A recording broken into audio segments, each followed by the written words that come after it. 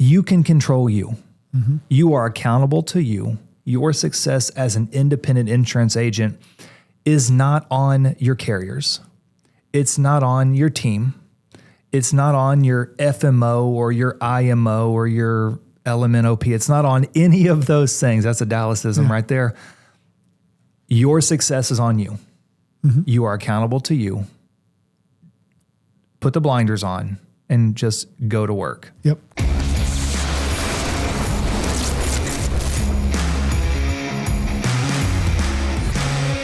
Ladies and gentlemen, boys and girls, welcome back to the Medicare Sales Playbook. I'm your co-host, Dallas Keithley. And sometimes I wish that you guys could hear the things that are said before we jump on the camera and the microphone. Honestly, I think that it would be beneficial for us at times, especially considering the conversation we just had. If being beneficial, you mean keeping our jobs, maybe not. We didn't say that. No, here's what it is. Basically, Matt and I are learning how uncool we are. Yeah. So Rachel, who's helping us produce in there, she's younger than both of us. Yes. And she is our link to being cool. Yeah. However, she recently had a birthday. And so I'm wondering if she has reached the point where she's not cool anymore. And the problem that we're running into, I'm sure a lot of you are too, is that you have young children. Yeah. And they come home and they say things. And we don't know whether to wash their mouth out with soap. Or repeat it. or repeat it and try to be cool with Rachel. I tried to repeat it today. Yeah. Did not go well. HR did not appreciate. They did not like it. Just we won't tell you what kidding. that was. We'll save that for the after show. Anyway. Anyways, we appreciate you guys listening, no matter what we're saying. We appreciate you guys riding the wave of two men that know a lot about Medicare, but nothing about being cool. So we're cool with that. And we're cool with that. That was a nice little that was our tagline. Turn there. Yeah. Okay. So today we wanted to come to you and first of all say thank you for listening. You guys have done an amazing job. You guys have tuned into the last Wednesday webinars. If you don't know what that is, shoot me an email, dallas.keithley@MedicareSalesPlaybook.com.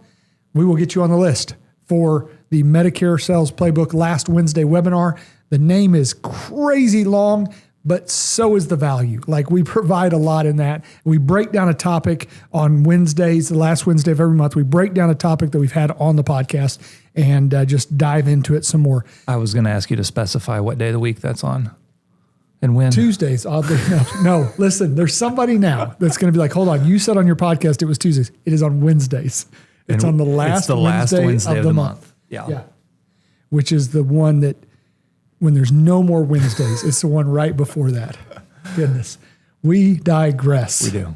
So today, wanted to bring you something. You know how, have you ever had a time in your life when everything just kind of, Rachel, culminates? Is that the right word that I'm looking for? Just kind of runs together, right? Like everything, you have something over here and you have something over here and they're totally unrelated, but they all kind of point to one message. Okay. I think culminates is the right word. We're going to go with it. She's looking it up as we go. In my life recently, so a lot of people know my story. I failed twice in this business. I know you've talked about how your first couple months in the business did not go like, well, they didn't write books about it. Let's just put it that way. Well, they will write books about it. It won't be the kind anybody wants to read. It's going to be called, Can You Believe He Made It? Yeah, it's going to be called Coloring Pages for Medicare. Exactly. Yeah. And in my life, I have had some failure. Now, I am a big believer in failure. Mm-hmm. I was talking with an agent just the other day and I told him, go fail. And they're like, what? I'm like, listen, no successful person that I have ever read about, studied, looked at has ever just dropped out of bed one day, walked out the front door and became successful. I can't think of anybody. They had failures along the way. Absolutely. And so I had the opportunity to fail quite a bit in this business. 24 years ago, I got started. October of 2001 was my first time in the office there at Mutual of Omaha. Failed miserably. Went back, failed again, right? And as I look back, the third time, I really wanted to get in this business. And I've told my story before. Cody Askins, good friend of mine, friend of the show, he came to me and he's like, Dallas, you would do well in this business. Like people like Dallas for some reason, man. Like you're a people person. They gravitate towards you. you would do well in this business. And I'm like, Cody, the definition of insanity is doing the same thing over and over again, expecting a different result. So he's like, well, let's do something different. So we put together a system. But one of the things that I noticed is in order for me to become successful, I had to have some self-accountability. Yes. And that's the topic I want to talk about today is, are you holding yourself accountable? You and I just got to go to the fall meet with Lasting Mark and got to hear a lot of people speak. We did. Rob Sevilla spoke there. Jay Karate. What a name, man. Jay Karate. It just sounds like that is the best name. It really is. We got to hear Dana Neeson speak. Yep. We need to have her on the show. We got to hear all these people speak. And man, as I'm listening to this, I'm listening to them talk about, I was here, something bad happened, I took accountability for it, and I had success. Yep. Like that was the theme throughout.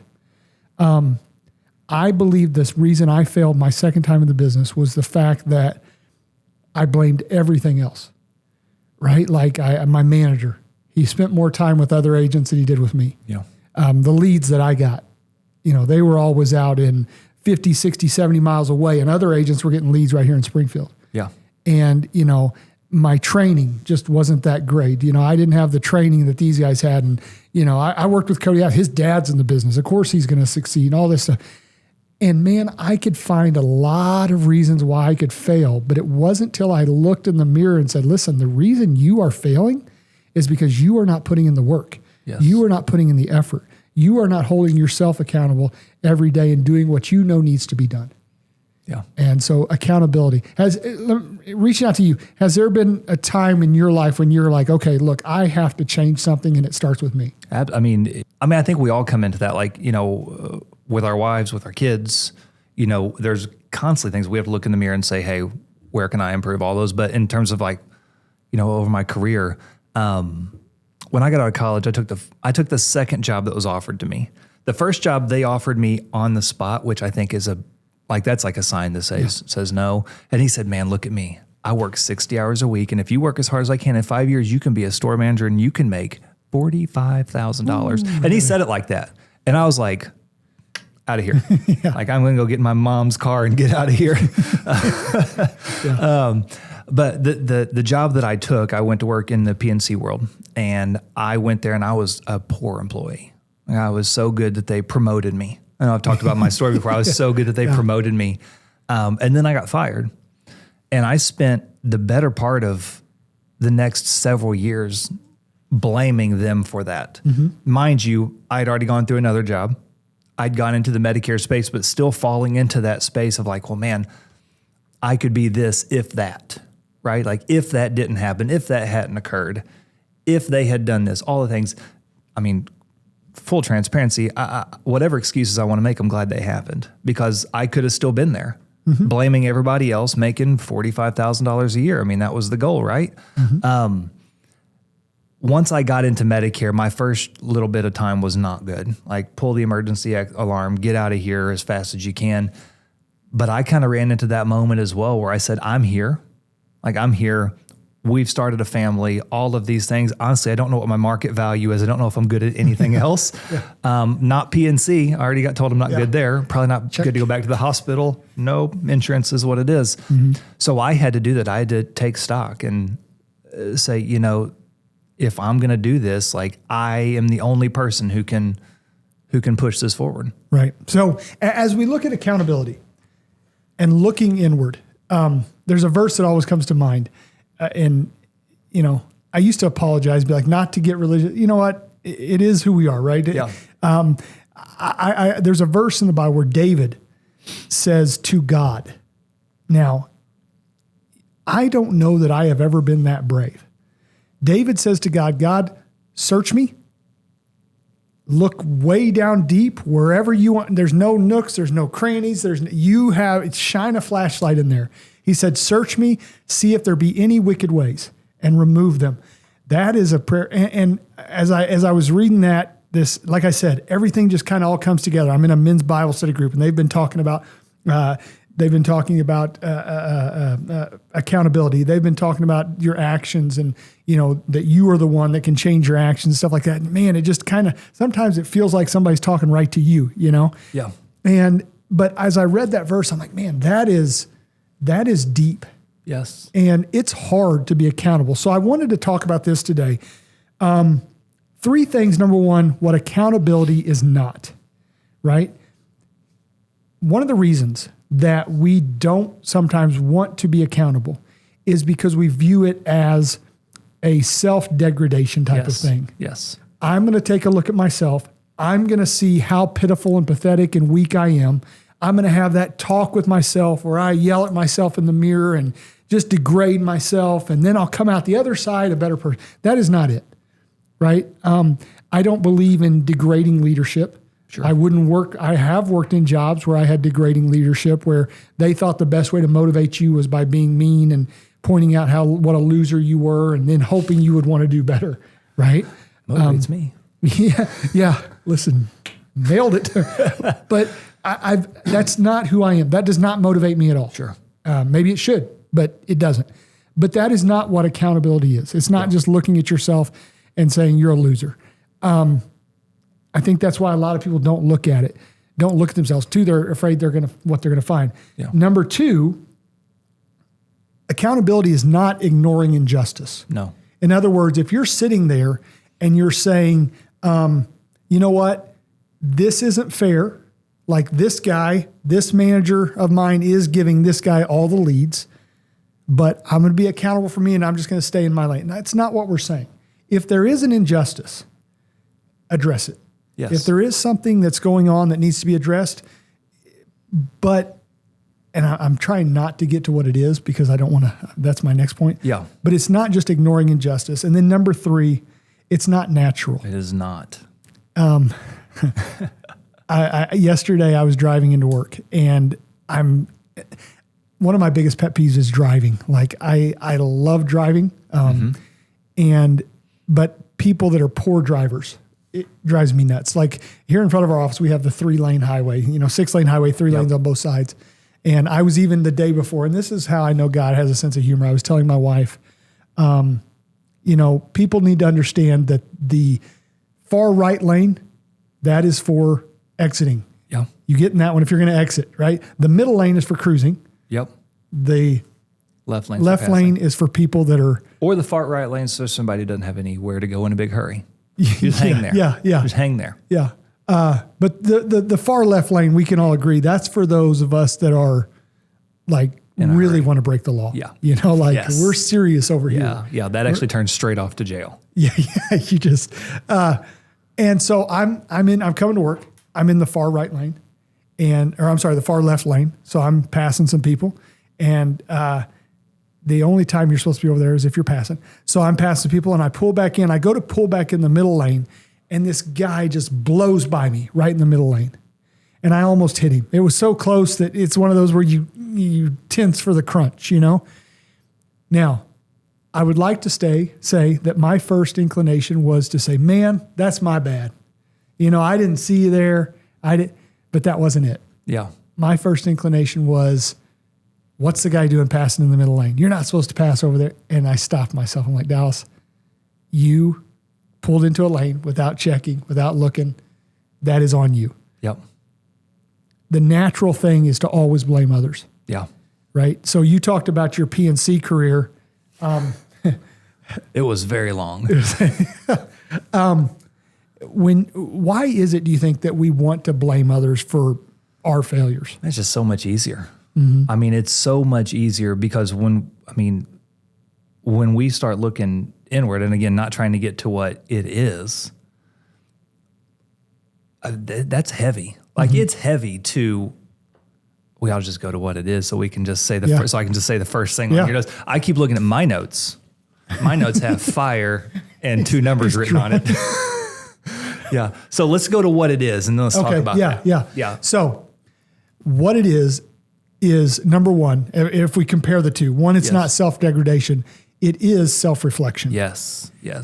Now, if you look inside of yourself and all you see is negative, you need to readjust the lens that you are looking through. Yes. Because there's a verse in the Bible, there's several verses in the Bible that describe how God made man. One, he said you're made in the image of God. Two, he said you're a peculiar people, created for good things, for good works. If you look inside and all you see, now you may look inside and see some things that need to be changed, but at the core, that is not who you are. At the core, I am a created being, created with a purpose, created with a plan, and God has a reason for having me on this earth, right? So self-reflection is looking inside and saying, okay, the path that I'm supposed to be on, am I on that path? If not, what do I need to change? Yeah. And I believe that is the key to accountability. It is understanding, yes, there may be injustice. Yes, I may be on the wrong path. But it's asking yourself with an honest inquiry, what can I change? I mean, you ask, why are we so much more inclined to blame other people? Self-reflection is hard because self-reflection is only step number one, right? Like self-reflection. I mean, we can reflect all day long, but in order to get past the blaming of others, there has to be action on the other side of self-reflection. And that, for us to say like, hey, this is me, this is who I am. Yes, there's some things I need to change. For me to change those things are way harder than it is for me to say, hey, you know what? That's your fault. Yeah. That's so much harder. And what I have found is, yes, it is hard to change, but if I concentrate on the hard and not the end result, I'm not going to get there. So when I'm going through the hard, I have to understand that I am going through this because there is a bigger purpose. Yes. I'm going somewhere. You know, I played. That's hard for people to get to though. And I think that's what we have to acknowledge is that it's hard to push through. Here we go. We're using the hard, but it's hard to push through the hard and keeping that end goal in mind because we as people, we so focus on today. Yeah. What is today? Like today, I have to do this. I have to be better at this. It's really hard to focus on that end goal when you're working on hard today. That's tough. And I love the phrase, and I'm going to butcher it, but you can have hard now or you can have hard later. Yes. Yeah. Choose your hard.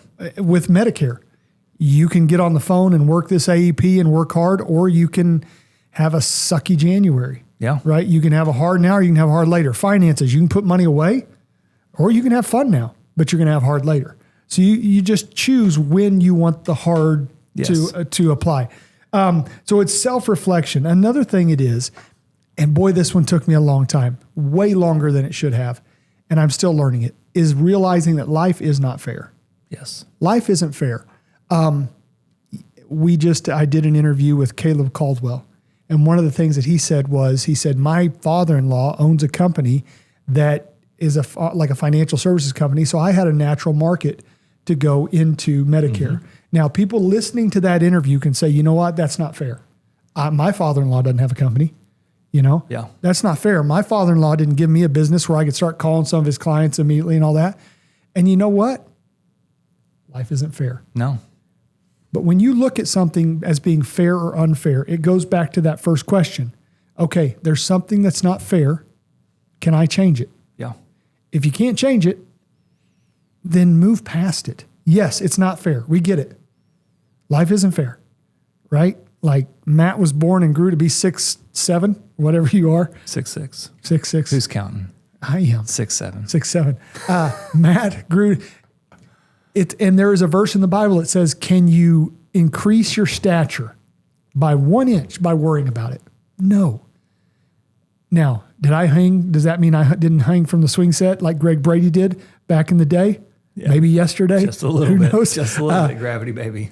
But and you say, Dallas, that's a dumb example. Well, it's the same as expecting someone else to change and make your life better and not trying to change yourself. Yeah. So it's realizing you've got kids, right? How many kids you got now? I have 3. I think you only had 2 last time we did a podcast. It hasn't been that long. 3 children.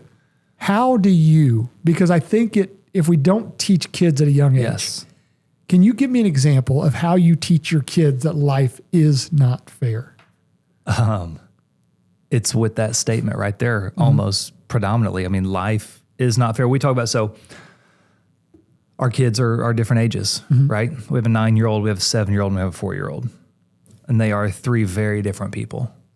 Not only are they different people, they're different. Obviously, they're different ages. They have different interests. They have different levels of trust, different levels of responsibility. My oldest son wants to do this, but my middle son says, I want to do that as well. Well, buddy, listen, you're not 9 years old. Life isn't fair. That doesn't mean that it's not unequal. Doesn't mean it's not equitable. It's not it's not inequity. It's just not equal, and it's fine. Life isn't fair. Same down to our 4-year-old. Our 4-year-old doesn't get to do the same things our 7-year-old. And it's just teaching those lessons that somebody may be in a different place in their life. Somebody might be older. Somebody might have a different responsibility. Just because it's not equal, I mean, I'll argue just because it's not equal doesn't mean it's not fair. I mean, just is. I'm going to be really, really generic. It just is what it is. It is what it is. It is what it is. And if we spend all of our lives, we talked about this on a previous podcast multiple times, if we spend all of our time comparing, I mean, that's going to rob us of all the joy, all the happiness that we have in our life. So in the insurance space, life isn't fair. You're right. Not everybody's going to be handed a business that they can go call on with 1,500 clients. Not everybody's going to be blessed with a family that knows all the secrets.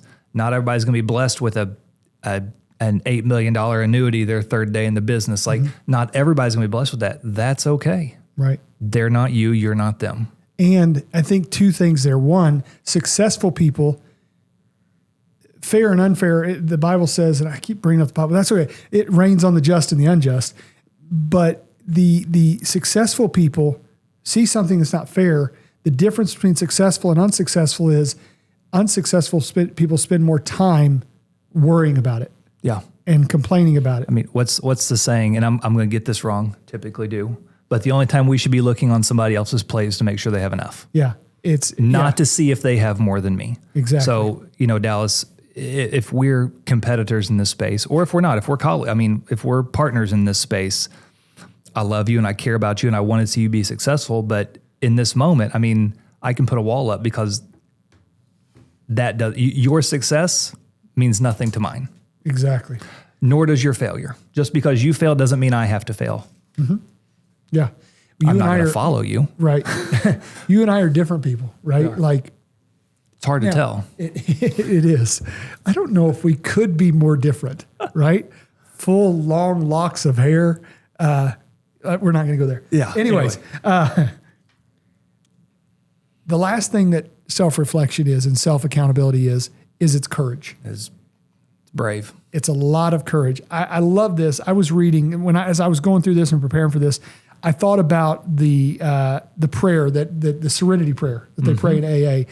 And I looked that up and I thought, where did that come from? That actually came from a sermon years ago. The secretary of AA in 1941 was preparing for a meeting and she read it. Yeah. And she took it to their leaders and said, hey, this is great. And if you've never heard the serenity prayer says, God, grant me the serenity to accept the things I cannot change, courage to change the things I can, and wisdom to know the difference. Powerful. So those 3 words there, it's wisdom, courage, and serenity. Yeah. Like, that is self-reflection. That Yes. is looking inside, seeing, hey, it's with the understanding of, no, I'm not looking inside to say, man, what a loser. Everybody's right about me. I can't do this. That's not self-accountability. Yeah. That's pity. We don't want pity. It's looking inside going, you know what? My train is not on the right track. I've got to fix it. Love that. Or I'm going to end up where I don't want to be. Accountability takes courage. It takes realizing that you have a potential that is given to you and you are here to do great things. Yes. And I think the problem is we forget that on a daily basis. We're in AEP right now. We get caught up in the grind. We do. Of, man, I got to write 20 apps, or I've got my goals this, I've got this here, get that there, and I'm not reaching my goals. We get lost and we get caught in the mundane of our day, and we don't think. Successful people, they get better every day. Yes. And it is on purpose. You are never going to get better by accident. It is on purpose that we get better. You mentioned something earlier that I liked, competition, right? And if I strive to compete with you, the best I will ever get at something is your level. Yes. Right? Because if I strive to compete with you, that means you are now my goal. Mm-hmm. I've said this the last couple podcasts that we've done. My goal is not to be, now listen, Matt Smith is a great guy. I've got to know him in the past. I'm going to talk to you like you're not here because it's weird if I don't. I've got to know him. He works hard. Like, dude doesn't call in sick. People give him a call. We had to put in a special rule in the handbook that he could work after hours because people are going to call him, right? Dude is a great guy, but I'm not meant to be Matt Smith, right? And if I am Matt Smith, there are people out there that I'm not going to reach that I was supposed to reach because I was trying to be Matt Smith. When we look at accountability, it is looking at what God put us here to do and realizing that there are people here that we are supposed to help. Yes. And there are people that you will help that I can't reach, and there's people I can help that you won't reach. Absolutely. And the worst thing we can do is compare and compete. Now, I like competition. Me too. Right? But not for the purpose of becoming you. No. But for the purpose of pushing us both forward. Love that. Yeah, good stuff. So as people are looking at AEP, taking a look, maybe you're sitting there and you're listening to this. I don't know when this is going to air, maybe about the third, fourth week of AEP. If you're tired. You're tired, man. Yeah, I had Tim Smith. I was talking to him about 4 days ago, and he goes, "Oh, dude, is AEP almost over?" I'm like, "Tim, I have horrible, horrible news. It's not started." Just opened up the calendar and said, "Tim, here's at the end of AEP. yeah. You are here. You are here. You're not even like, it starts here. You're back here." And I understand what he's saying. He's already calling people and reviewing and stuff like that. But I know you're tired. I know that you're out there and you're working hard. Take a minute for yourself. Absolutely. Take a minute to look at the end goal. You say, "Well, Dallas, that's a minute that I'm not working." Caleb, you can take it. Go ahead. No, go ahead. You can take a minute. Yeah. You can take a few minutes. Yeah. You can take an afternoon. You can take a weekend day. Mm-hmm. You can take time during AEP. Life doesn't stop just because AEP starts. This is a crazy time of year. And inside of our universe with our agents, we promote competition. Like we promote friendly competition, sometimes not friendly, but we promote friendly competition. The boxing was a bad idea. Yeah, it was. Yeah, the kickboxing was not allowed, but somebody kicked anyway. We promote a lot of competition, not just within our agents, but we compete with each other too in things. It's so important to realize that when you're out there during the enrollment season, you're going to see people that are going to write 400 apps. 500 apps. You're going to hear about people who are busy with back-to-back appointments from now until 11 o'clock on December the 7th. You're going to hear about all of those. They're probably in a different stage of life than you. And they're probably lying. And they are probably lying. Like, let's be real honest. They're probably not. I mean, we're kind of fishermen here in the insurance business. They're telling you about that monster bass they caught in the creek back behind the house. You can control you. Mm-hmm. You are accountable to you. Your success as an independent insurance agent, I feel like I have to use that word a lot. Your success as an independent insurance agent is not on your carriers. It's not on your team.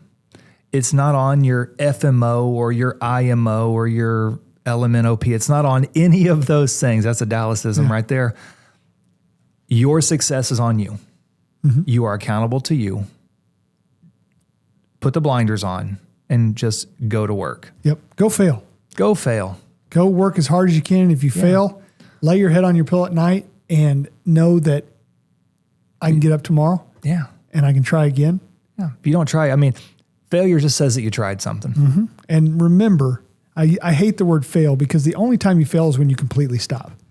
The only time the boxing match ends is when the guy doesn't get up. We are knocking it out of the park today with sayings. We should just have like motivational sayings just plastered on the thing here. It's cliche all day, but man, no, the only time the boxing match ends when the guy doesn't get up. Yes. As long as you get up tomorrow, you're not failing. You may have tried something that didn't work. Yeah. You may have tried something, you're like, okay, I got to tweak that. But that accountable person, they say, yeah, I'm going to tweak that. The non-accountable person just says, that's not fair. I'm going to keep running. Yep. You know, so that's what we want for you guys. We want you to make sure that you are looking inward and realizing you have a purpose, you have a plan, there's a reason you're here. Take time. I love that Thanksgiving falls right in the middle of AEP. Take Thanksgiving off. If I find you working on Thanksgiving, Lord help me, Unless you write 20 apps. I'm going to tell a pilgrim. But take some time off. And I don't know what that means. Take some time off. Enjoy your family. Yes. Remember your purpose. Remember why you're doing it. Yep. Remember why you're working so hard. So, man, great job today. Yeah, That's good time. Yes, sir. Guys, we appreciate you. We appreciate Rachel, Adam, all the producers working hard and back there in the studio making us look good, keeping us cool. And she's written down a bunch of sayings that I'm not allowed to say anymore. I think Pilgrim may be one of them. We appreciate you guys. Keep watching, keep listening, keep referring, keep commenting, keep telling us who should be on the show. And we will see you next time on the Medicare Sales Playbook.